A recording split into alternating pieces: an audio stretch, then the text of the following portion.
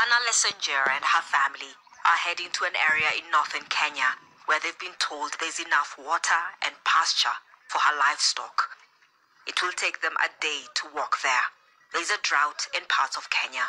Months of rain have just ended, but weather experts say it wasn't enough, and millions of people are likely to suffer worsening food and water shortages. It did not rain where we were, so we had to come this way to a settlement area where my animals can survive.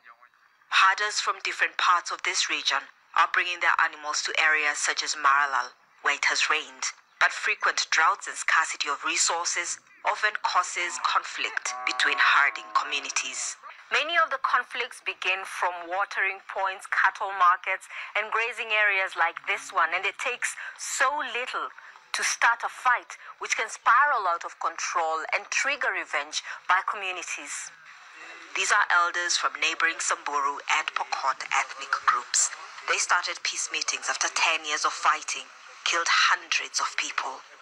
Dominic Lelesid's father was killed while trying to break up a gunfight. Lelesid, who was then a teenager, was also shot by a stray bullet. He says fighting in some areas has worsened because of the easy access to guns, political interference, and cattle rustling. When Pokot is dry, they come here because it is green. When Samburu is dry, we go to Pokot land. When they come here, they steal our cattle. When we go there, we steal their cattle, and the cycle keeps repeating itself. It's a job of elders in Maralal to ensure peace among neighbors. Every so often, they come together at this highest point of the Rift Valley. On neutral ground, they discuss how to handle the large number of herders arriving from other drought-hit areas. We also started a peace market. Pokots and Samburus who neighbor each other live in cohesion. But those who live far from here are the ones causing problems. We are also trying to talk to them. Those helping to keep the peace, including the Catholic Church, say those such meetings are a good start. Inter-ethnic fighting is common in some parts of northern Kenya. People are moving from community-owned land to individual ownership. So that's going to pose a serious threat because there will be no more land to move with the livestock. For now, herders coming to Maralal enjoy relative safety negotiated by their elders. Those from distant areas are warned against starting trouble. One mistake may take the communities here back to a conflict. Praise be to Yahweh Bahashem Yahweh Bahashem Rakakadash, the Bahana to the elder and apostle Philip Mission. Peace, blessing, and salutation to Zaki. I'm pushing this trust to the four winds of the heaven. It is your brother Shaya coming again with this precept to edify the sheep, man.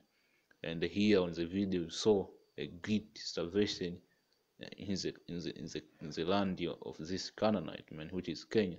And those in the video, they are differently Canaanite. You see, Sarake, in the land of Ham. And those you saw in the video are Hamite, 100% truth. But you got Jacob among the Hamite, man. That's normal. But as a whole, this year Hamite, man, and there's a plague of drought, man. You see, it's heavy on them, man, for many years, man. See, this is 2 Ezra 15, starting at verse 48. So he has followed her that is hated in all her works and invasion.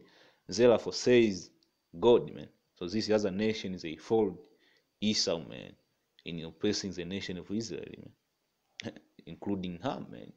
When we were here in Africa, this Hamite, man, they oppressed us, man. A good example is the kingdom of Dahomey, man. The kingdom of Dahomey used to take the children of Judah and sacrifice them, man, to their gods, man, our kid. And when the white men came here, this Hamite rounded us up and sold it to the white men. That's true. You see, that's true. And this Maasai oppressed the children of Israel, in particular a story I know. There are Israelites here in Tanzania, a small segment which came from West Africa, man. They migrated here in Tanzania. They are known as the Sukuma and Nyamwezi, man. There was a constant war between the Maasai and the Sukuma, in which I know, not by reading the books, man. I know it, man. See, the Sukuma came from Cameroon, man, and the Cameroon was a place where the children of Judah, man, were many. So here in Tanzania, you got the tribe of Judah, a segment of them which break from Cameroon to here, man. And this Hamite, especially the Maasai, man, they oppressed them. Whenever they have cattle, the Maasai came and they took the cattle, man. Whenever they have something, the Maasai came, man.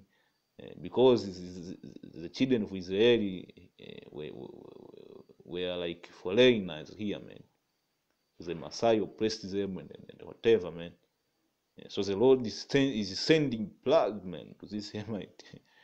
49, I will send the plague upon thee, widowhood, poverty, famine, sword, and the pestilence to waste thy house with destruction and death, man. So all the nations which followed Esau widow and America into the oppression of the children of Yasharala, man, they will receive plague, man, poverty, famine, sword, and pestilence. And this is just the beginning, man. When we get our kingdom, when we have spiritual power, man, we return to our God-like state,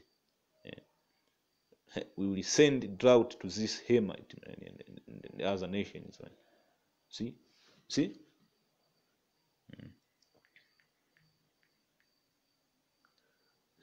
let me pull this. There is a scripture here. I think it is in Zechariah.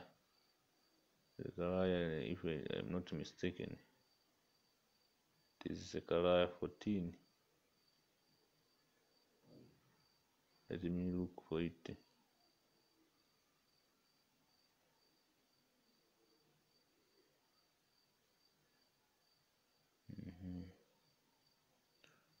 Zechariah 14 and 18. If the family of Egypt go not up and come not that have no rain, there shall be the plague wherewith the Lord will smite the heathen that come not up to keep the feast of tabernacle. Amen. This shall be the punishment of Egypt, and the punishment of all nations that come not up to keep the feast of tabernacle. This prophet will be when we have full control, man, here on earth. But this prophet have started in a low level, man. That's why you see plagues in this other nation, man, because they oppressed the nation of Israel, man.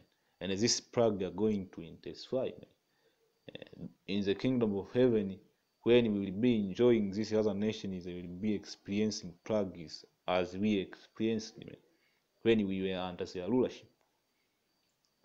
And at least now you can have minimal rain to no rain, but in the kingdom, when we decide no rain to the Hamite, no rain, even a single drop, man. You see? So that's it, man. That was a quick impromptu. I hope it was edifying. On to the next. Shalom.